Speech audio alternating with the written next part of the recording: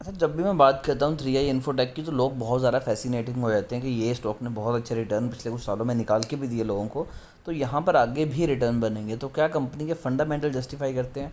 और साथ ही साथ अगर कंपनी के फंडामेंटल जस्टिफाई कर भी रहे हैं तो क्या कंपनी के जो रिजल्ट्स आ रहे हैं वो उस चीज़ को कोप अप कर पाएंगे?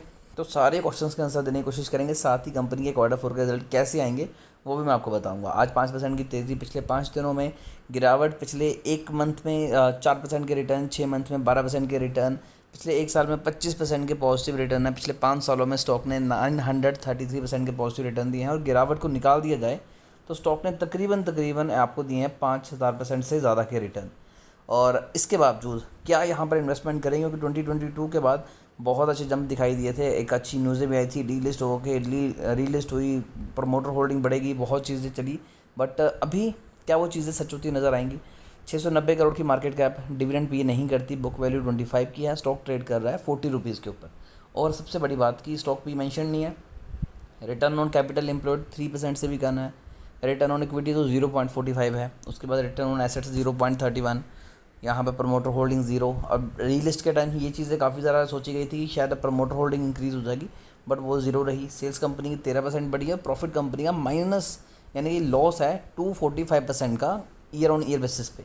रिजर्व में 250 करोड़ कंपनी के पास है, लेकिन कर्जा 104 करोड़ का है।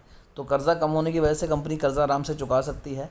डीआई की होल्डिंग 10% की है, एफआईएस की होल्डिंग 0.94% की है। तो यहाँ पर दोनों ही बड़े दिग्गजों ने पैसा लगाया हुआ है। वॉल्यूम बढ़ रहा है तो कहीं ना कहीं एक्सपेक्टेशंस वापस से जागती हैं लोगों की। और मैं बता दूं कि ये स्टॉक अभी 200 डे मूविंग एवरेज और 50 डे मूविंग एवरेज के नीचे ट्रेड कर रहा है। उसके बाद अगर मैं प्रॉफिट एंड लॉस की बात करता हूँ तो आप यहाँ पर देख सकते हैं कि कंपनी लगातार लॉस में है।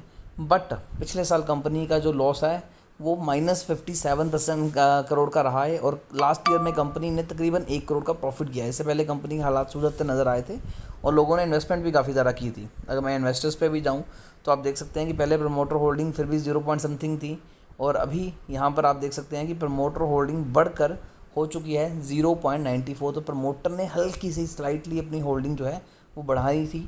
उसके बाद अगर एफआईएस की बात की जाए तो वापस उनकी होल्डिंग भी 0.94% के अराउंड ही है। डीआई की होल्डिंग यहाँ पर 10.15 की है, बाकी सारी होल्डिंग यहाँ पर देखा जाए तो पब्लिक के आसपास ही है।